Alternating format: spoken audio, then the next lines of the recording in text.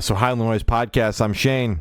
I'm Glory. At Throwback Thursday, record on a Thursday, posted on a Monday. Continuing right along with Ice Nine Kills in their discography, we've been diving in. We did the first two records thus far. Today we're chatting about their 2010 album, Safe is Just a Shadow. Last week we chatted about The Burning, which was like an EP album, found conflicting results, long enough to kind of constitute as either. But we included it because it was like the first foray into the band shifting into a heavier scope of things.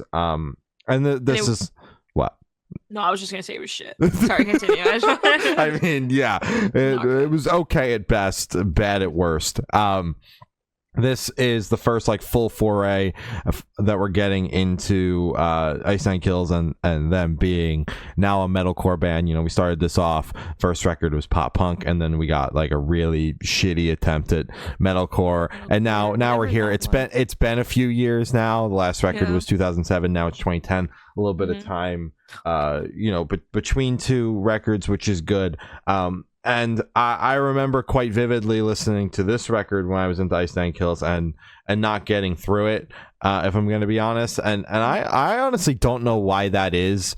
I was very much into, the Silver Scream and the newer stuff back like my Ice Nine Kills phase was before the Silver Scream 2 even came out. Of course this sounds nothing like the Silver Scream.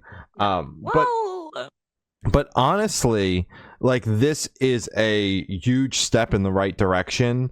There were a lot of problems with The Burning, production aside, which was god awful, but that can be fixed. That part of the equation is an easy fix. The songwriting, just like everything else, was shit too. The songwriting had a lot of glaring holes in it that kind of went over from the first full length that we spoke about, Last Chance to Make Amends, and it kind of translated still, different sound, but the same kind of songwriting attempts, which just created these songs that, in my opinion, were way too fucking long, and could have been trimmed down. And I think, we weren't reviewing these back in 2007 and 2010, but they listened to us.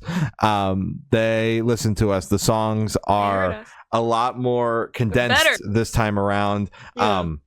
And the song, like the amount of time between things, it definitely helped the equation here. The songwriting is a lot more cohesive. The songs don't feel like there was not a single point in this record where I was listening like, oh my god, this song is going on way too long. Sure. No. There are songs on this record that are stronger than others. This is a step in the right direction. There are still some stinkers on there. Don't worry. This is a step in the right direction. It's still not their best work by any means, but a dramatic step in the right direction that really paves the way for where the band is going to go from here. Because now, from every record past this one, I'm super duper familiar with. So I can see the vision and see that this is absolutely the trajectory that the band goes on, and that this is the turning point for things. I'm able to see that just based on knowing what's coming ahead. But even just if you're looking at the past stuff, this is a step in the right direction, which I love. I didn't know what to expect from this record, considering, like I said, the first time I listened to it, I turned it off and never went back. Kind of like Last Chance to Make Amends. And, that record, I'm upset I came back to have to talk about it on here. We could have just freeballed that one and been like, no, I know what's on this. I know this is ass. But yeah, I think that this album's solid. I think that the opening track, Proximity Mines in the Complex, is great. Buildings Burn, People Die is a banger. Chris Brown's latest hit is a wild track title. It took me a second. I was listening. I was like, oh, this is like one of my favorite tracks off the record. And I was Chris Brown's latest. Oh, shit. Okay. And for that title to come out in 2010,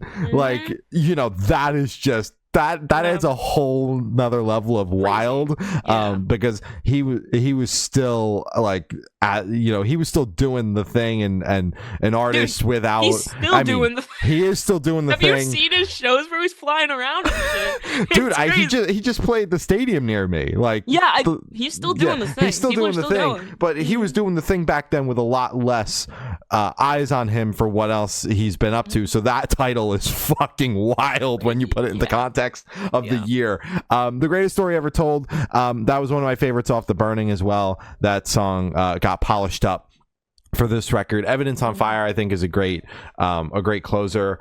But yeah, like, honestly, the first 4 songs, that includes Newton's Third Law of Knives to the Back, is my favorite. I think the front half of this album is really solid. It does lose me a little bit in the middle, but I think that they did a really good job of the front and the back being really, really solid to overall give you this great perception of the album, because even if it loses you for a little bit in the middle, you remember the beginning and the end, and you're like, this record overall was pretty solid. So that's where I'm sitting with this. As always, the track titles are absolutely incredible and something that I want to note. Just great across the board. And Spencer's vocals, yet again, you would think that these were recorded yesterday. The man is a powerhouse of a vocalist, has not changed one bit for the best. And those are my thoughts. I think that this record's solid, and I was expecting to like it a lot less than I did, so I'm pleasantly surprised. Yeah, this album, granted, my expectations after the first and second hit have just been like below hell. It's crazy. I thought this band was like one of the greats, because I mean, my only familiarity with them has been their 2 most recent records, Horrorwood and then Silver Scream. So I went into this just happy, just like, you know what, I'm excited to maybe find some new bangers. First 2 records sucked major ass. This is like the first record where they are recognizable in their sound and also their topics as well. The first couple records, they kind of dabbled in like the, oh, I'm gonna kill this girl because I love her so much, and blood and whatever. And I'm like, okay, that's it. But it was like one song that kind of had that little inkling of horror or murder or whatever. But this one is a lot more graphic, violent, fucking heavy quotation marks, because I don't want to be like, oh my god, it's so scary. It's like, okay, they talk about murder and shit, but that's like normal Einstein kills shit.